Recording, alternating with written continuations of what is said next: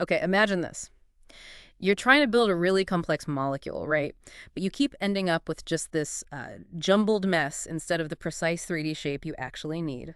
Or how can one part of a molecule, maybe miles away, chemically speaking, influence exactly what happens in a reaction, like with pinpoint accuracy?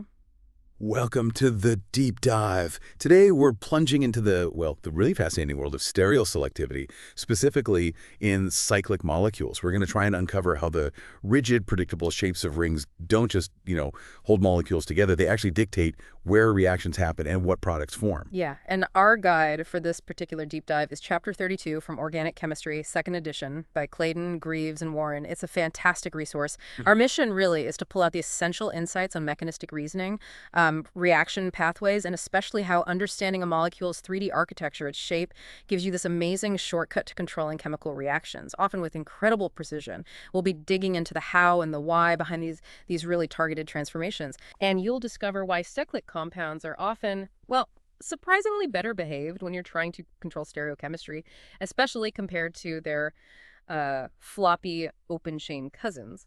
We'll explore everything from the classic six-membered rings, which people know pretty well, to more intricate bicyclic structures, and even how temporary rings, things that aren't even there at the end, can be the secret to getting really high stereo control. So, yeah, what makes these rings so special? Let's unpack this. You kind of just hinted at it. Their rings are better behaved, but what makes them so different from, say, just a flexible chain?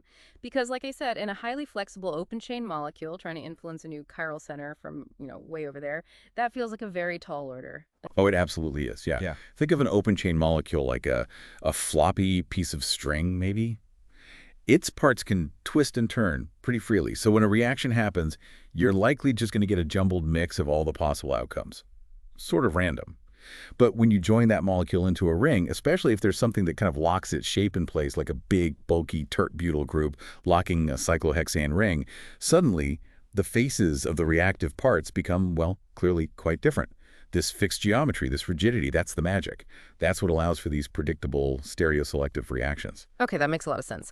So if the flexible molecule is like throwing darts at a target that's, constantly moving, what's the cyclic equivalent? Can you give us maybe a concrete example of how this fixed geometry actually plays out in a reaction? Sure. Let's take reducing a ketone, a C double bond O group.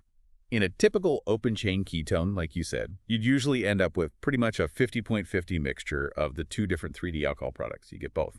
But if you take a cyclic ketone, specifically one like core tert-butyl cyclohexanone, that bulky tert-butyl group basically freezes the ring's shape, right? Now, we can choose our reducing agent carefully and get almost exclusively one specific alcohol. We can actually aim for either the axial version or the equatorial version. Right. So the key takeaway here is that this fixed conformation in cyclic compounds, it isn't just a pretty picture. It actually drastically changes how reagents can even approach the molecule. It moves us from sort of a probabilistic outcome, a bit of a gamble, to a truly predictable, kinetically controlled reaction. It's like having a lever for precise molecular construction. Okay, let's zoom in a bit. Let's focus on six-membered rings. Because as you know, they benefit from these really well-defined conformational preferences, chairs, boats, all that. Even with one flat sp2 carbon, like in cyclohexanone, the ring still mostly keeps its classic chair conformation, doesn't it? It does, largely. And this is where it gets really interesting for cyclohexanones, especially that 4-terp-but cyclohexanone example again. That bulky group locks the ring conformation, right? So what we observe, and this is key, is that large, bulky reagents, they prefer to attack equatorially, from the side, essentially. Yeah. While smaller regions prefer to attack axially, from the top or bottom, relative to the ring's plane. Right, exactly. So you take a relatively small reducing agent like lithium aluminum hydride, LiAlH4. When it attacks that locked cyclohexanone, it gives about 90% axial attack. You get mostly the alcohol where the OH group is pointing up or down, the transalcohol. But then you swap it for a much bigger, bulkier reducing agent like L-selectride, and suddenly it yields like 95% equatorial attack. It gives you the opposite stereoisomer, the cis alcohol. It completely flips. And what's still maybe debated a little is the exact reason why those small reagents prefer the axial approach. For large reagents, it's pretty clear it's just about avoiding bumping into things, steric hindrance, simple space constraints. But for the small ones, there seems to be some perhaps subtle electronic or energetic advantage in that axial transition state, maybe involving the forming hydroxyl group. But the key takeaway: even subtle changes in a region's bulk can completely flip a reaction's stereochemical outcome.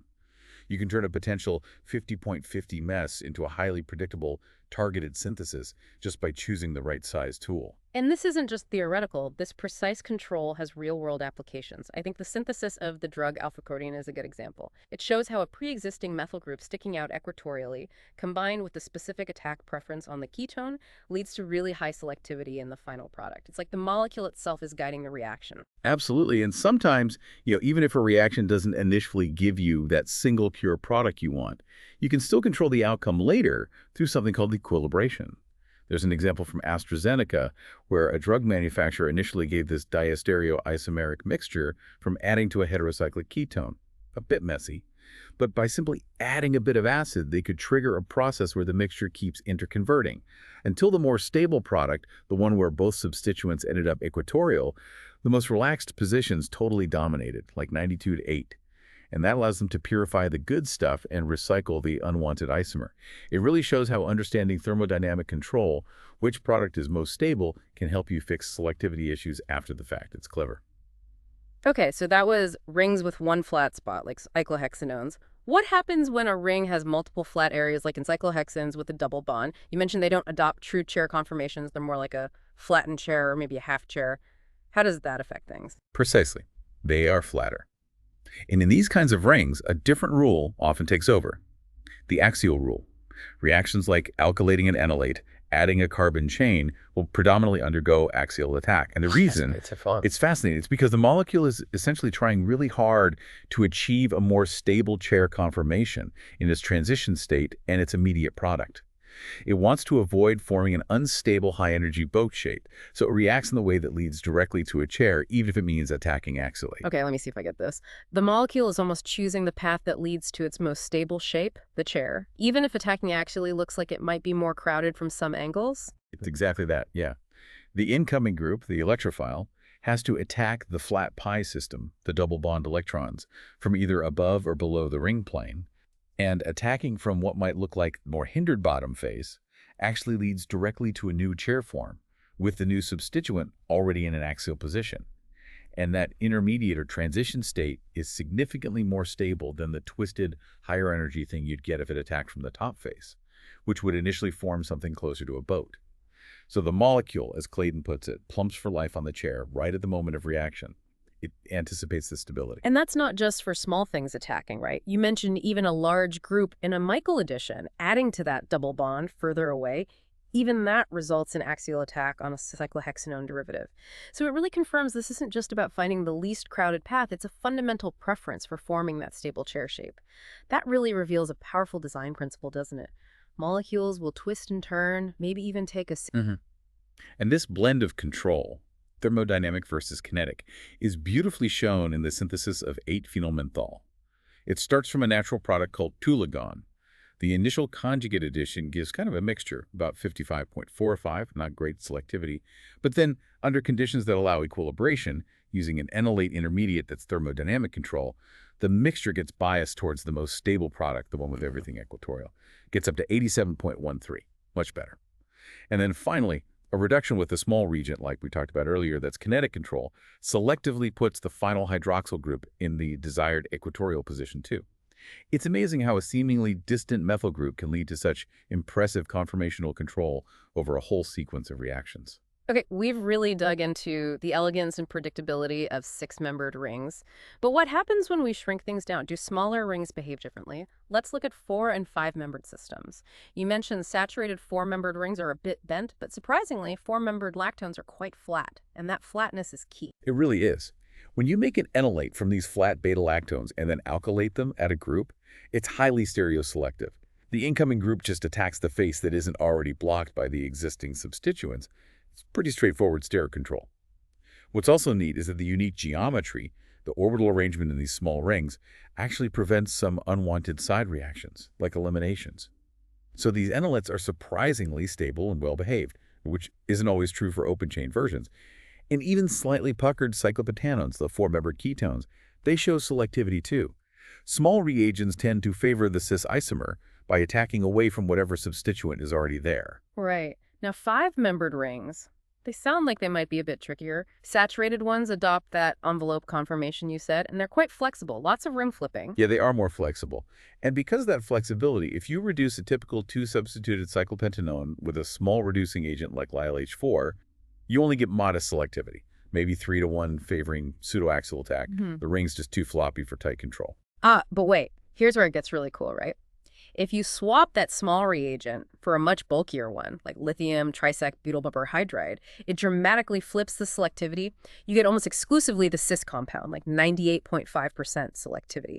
That's through a less common pseudoequatorial attack. So again, it highlights how just changing the size of your reagent can overcome that inherent flexibility and really force a specific stereochemical outcome, gives chemists amazing control. Exactly. And just like with six-membered rings, if you introduce unsaturation, put in 2 or 3 trigonal sp2 carbons into a 5-membered ring, they become much flatter. And that flatness brings back excellent stereoselectivity. You see this in reactions like conjugate addition, right? Those unsaturated 5-membered lactones, the butanolides, they show really clear stereo control. There's an example where adding a copper reagent, metokili, to one specific butanolide gives a single 3D form, a single enantiomer of an insect pheromone. Starting from a single enantiomer starting material, of course, that's precision synthesis. We also see these tandem reactions, where you do a conjugate addition and then trap the intermediate enolate with an alkylating agent. You create 2 new stereogenic centers in one go, and they usually end up in a trans relationship. Why? Because that second electrophile approaches the less hindered face of the essentially flat enolate intermediate. Again, it's about sterics on that flatter ring, building complexity predictably. And there was that really clever example involving a 5-membered cyclic acetyl formed from an optically active hydroxy acid. What's amazing there is that the new acetyl center, the one you just formed, somehow relays the stereochemical information from the original chiral center. Even when that original center gets temporarily destroyed during the next step, forming an enolate, it's like the molecule remembers its history through that temporary ring, allowing for highly selective alkylation later on. Just fascinating. And looking at electrophilic attack on alkenes in 5-membered rings, epoxidation adding an oxygen with a peroxy acid generally happens on the less hindered face. Make sense? But consider bromination in water. A bit more complex. The initial bromonium ion forms on the less hindered side, sure. But that forces the water molecule, the nucleophile, to attack from the more hindered side. Via an SN2 reaction mechanism, it has to come from the back. And then subsequent treatment with base can form an epoxide, but now it forms on the same side as the original substituent because of how the groups were arranged after that SN2 attack. You get nearly 100% selectivity for that specific epoxide. What really stands out here, I think, is how you can use a sequence of reactions, each with its own stereochemical rules, to achieve a very specific, maybe even counterintuitive, final outcome. It's about cleverly guiding the molecule down specific functional group transformation pathways. Let's switch gears slightly to regiochemical control, specifically in cyclohexene epoxides, those little 3-membered oxygen rings. They can be formed, as you know, from compounds that have an adjacent hydroxyl group and a leaving group through an intramolecular SN2 reaction. And this is super specific, right? It requires both those groups to be trans to each other, and importantly, both pointing axially in the chair conformation. Exactly. And here's a really crucial principle that comes from that, the diaxial rule. Yeah. The transition state for making the epoxide and the transition state for opening it back up. They're essentially identical. It's the same pathway in reverse. This means that ring opening of cyclohexene oxides always, mechanistically, leads directly to products where the 2 new groups, the original oxygen, now an OH, and the incoming nucleophile, are in a diaxial orientation. Now, that diaxial product might then flip its conformation to a more stable diaquatorial form if it can, but the initial attack always sets up that diaxial relationship. Understanding that mechanism is key for prediction. Yeah, and we see this really clearly in some piperidine epoxides, nitrogen-containing rings, where they're locked by a bulky phenyl group. The ring can't flip easily, so the incoming nucleophile must attack from the side opposite the epoxide oxygen, and it absolutely results in a trans relationship between the nucleophile and the resulting hydroxyl group, and it exclusively forms the chair conformation where those 2 groups are diaxial. Trying to open it the wrong way to get diaquatorial directly would involve going through a really high-energy, unstable twist boat shape. The molecule just won't do it. So maybe we can summarize the key principles for these 6-membered rings we've discussed. Rings that are not already a stable chair, like cyclohexanes or their epoxides or enolates, they tend to react in a way that they immediately become a chair, usually via axial attack. And that preference can also dictate where the reaction happens, the regioselectivity. whereas rings that are already stable chairs, like the locked cyclohexanones, they tend to remain chairs during the reaction. And the stereochemistry is then dictated mostly by the size of the attacking region. Small prefers axial, large prefers equatorial. Great summary. Okay, beyond these single rings, we also run into bicyclic compounds, molecules with two rings fused or joined together. We generally classify them into three main types, right? Bridged, like norbornane, where a bridge of atoms connects two non-adjacent carbons of a ring. Fused, where the rings share a common bond, like decalin, and spiro, where they meet at just a single shared atom. Exactly. Well, let's start with bridged bicyclic rings. Norbornane is the classic example. You can kind of visualize it as a six-membered ring that's being held rigidly in a boat conformation by a one-carbon bridge across the top. These are very rigid structures, almost like molecular cages. And that rigidity makes their reactions incredibly predictable, yeah?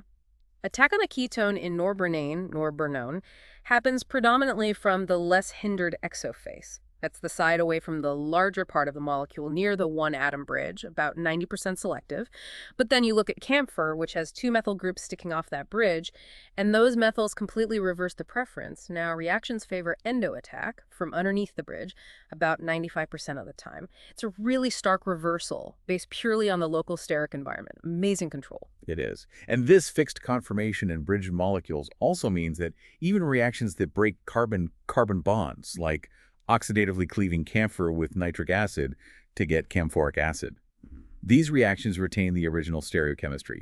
You can confidently predict the 3D arrangement of the product because the starting cage structure basically locks everything in place. The molecular architecture itself guarantees the stereochemical integrity throughout the reaction. Okay, what about fused bicyclic compounds, where the rings share a bond? Here, the stereochemistry of the ring junction itself becomes critical, doesn't it? Absolutely. Fused systems can be either cis or trans at the junction. Transfused cis systems, like transdecalin, are very stable. They adopt these nice, rigid, all-chair structures.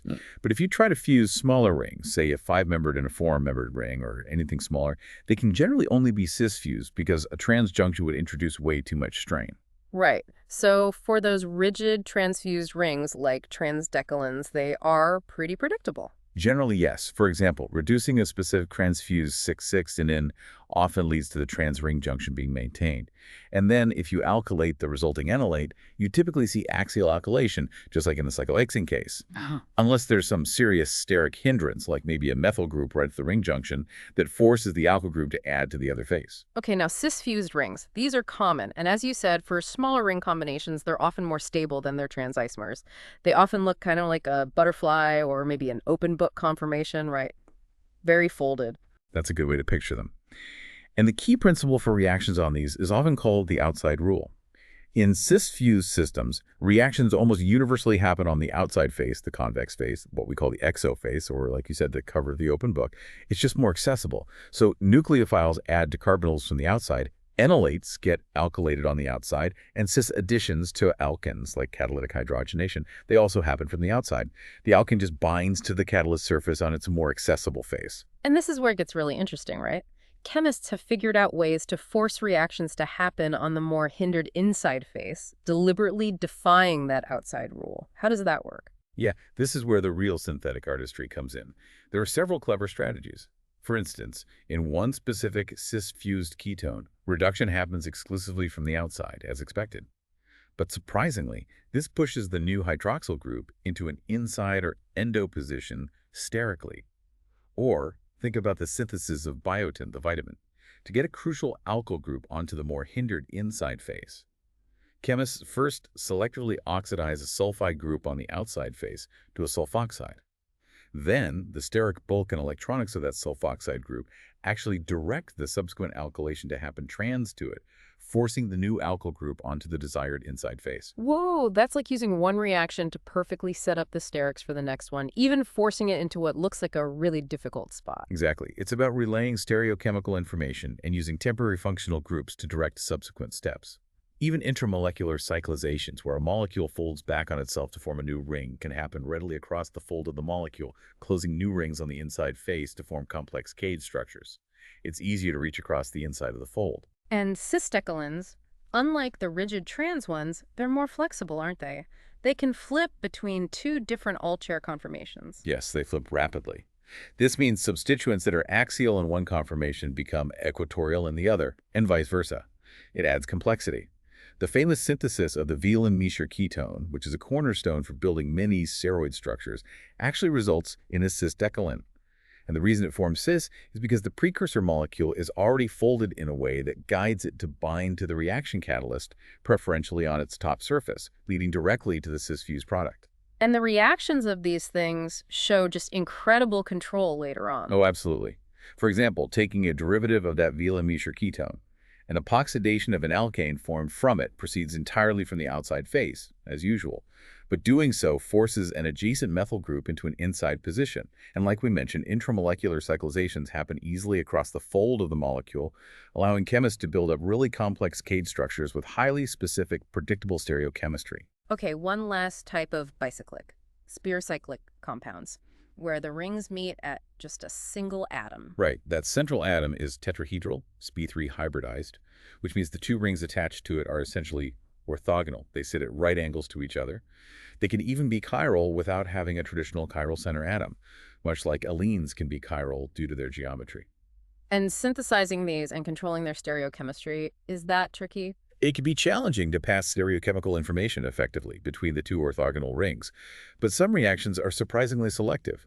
There's an example where a spirocyclic diketone is reduced using LiAlH4, a simple reagent, and yet it gives predominantly a single diastereoisomer of the resulting diol, and that diol can then be resolved, separated into its enantiomers, yielding a single enantiomer of a complex chiral spirodiene. So even here, subtle effects can lead to useful selectivity. We've seen just how crucial the fixed or predictable shapes of rings are for controlling stereochemistry, so much so that sometimes chemists will actually introduce rings temporarily, even if they aren't part of the final target molecule, just to gain that control.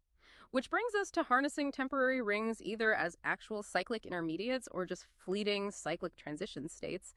Clayden uses this great analogy, like a tethered donkey that can only reach one specific hay bale. If you can somehow tether a reactive group or reagent to your target molecule, it might only be able to reach one specific side or face, perfectly dictating the stereochemistry. It's a powerful concept. Iodolactonization is a classic example of a tethered functional group leading to a cyclic intermediate. You start with an unsaturated carboxylic acid. Adding iodine triggers the reaction. The double bond attacks the iodine, forming an intermediate, and then the carboxylic acid group, which is part of the same molecule, acts as a nucleophile. But because it's tethered, it can only easily attack the intermediate iodonium ion from the nearer side of the double bond's original position.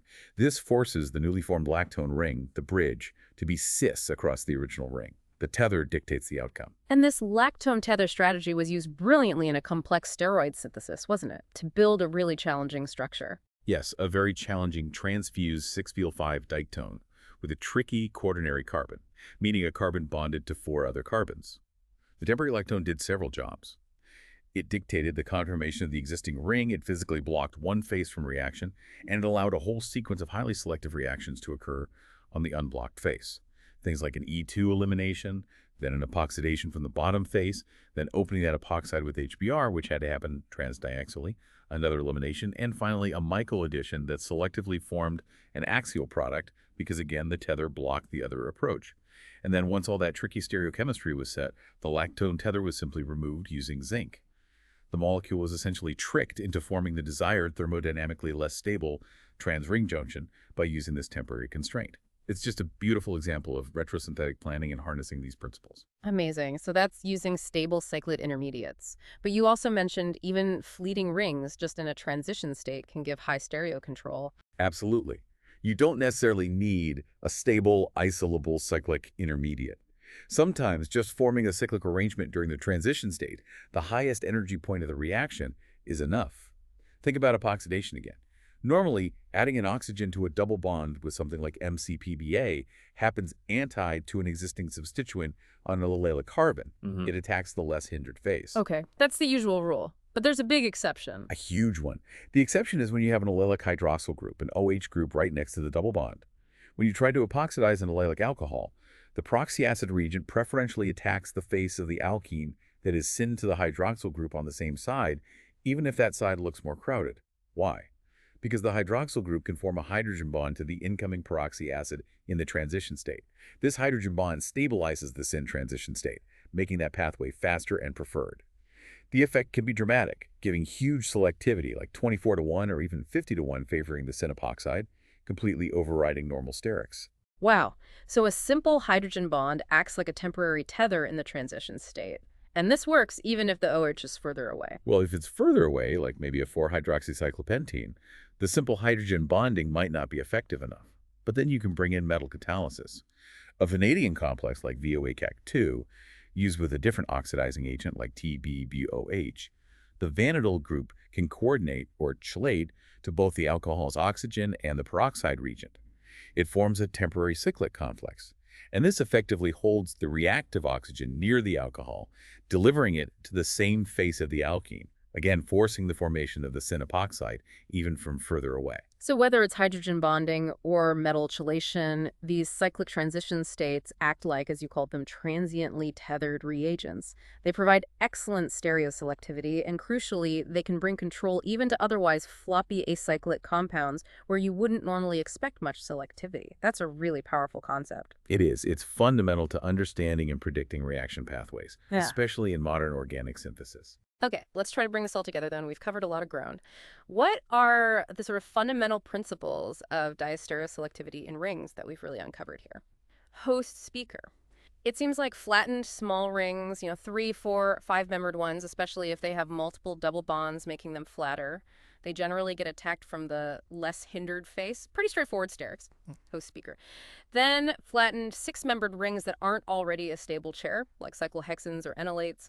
They react in a way to immediately form an axially substituted chair product.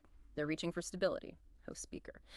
And bicyclic compounds, especially those cis-fused ones, tend to react on the more accessible outside face. Right, those are the general rules of thumb, based often on simple steric access or achieving the most stable conformation quickly. But as we saw, the really clever chemistry often involves finding ways to defy these rules, to force reaction on the more hindered face. And we saw two powerful strategies for doing that. One, using tethered nucleophiles or functional groups within the molecule itself to direct attack, like an iodolactonization or that complex steroid synthesis. And two, employing cyclic transition states using things like hydrogen bonding or metal catalyst to act as tethered reagents, guiding the attack, like in the directed epoxidations. Yeah. And while stereoselectivity in purely open-chain acyclic compounds is often, well, less controlled because they're just so conformationally flexible, these strategies involving temporary rings, even if they only exist for a fleeting moment in a transition state, seem to be the absolute key to predicting and achieving precise outcomes even in those systems. This kind of detailed mechanistic reasoning allows chemists to really design incredibly specific reactions. So we've explored today how molecular shape, the 3D architecture, isn't just about how a molecule looks. It's actually a powerful tool for dictating reaction pathways, for precisely controlling the 3D outcome of a synthesis. And this level of control is just fundamental, isn't it, for designing new drugs, new materials, and even for understanding life itself at the molecular level. It really is. And it makes you wonder, doesn't it? When you consider the absolutely exquisite precision of molecular reactions that happen constantly in biological systems inside our cells, how much of that intricate control is simply nature harnessing these very same principles we've discussed? Stereoselectivity in cyclic structures, enzymes using tethering effects, transient rings and active sites. It seems highly likely. That's a great thought to end on. Well, thank you for joining us on this deep dive into cyclic stereocontrol. A newfound appreciation for the subtle, yet incredibly powerful dance of stereochemistry and its profound impact on the molecular world. Until next time, keep exploring.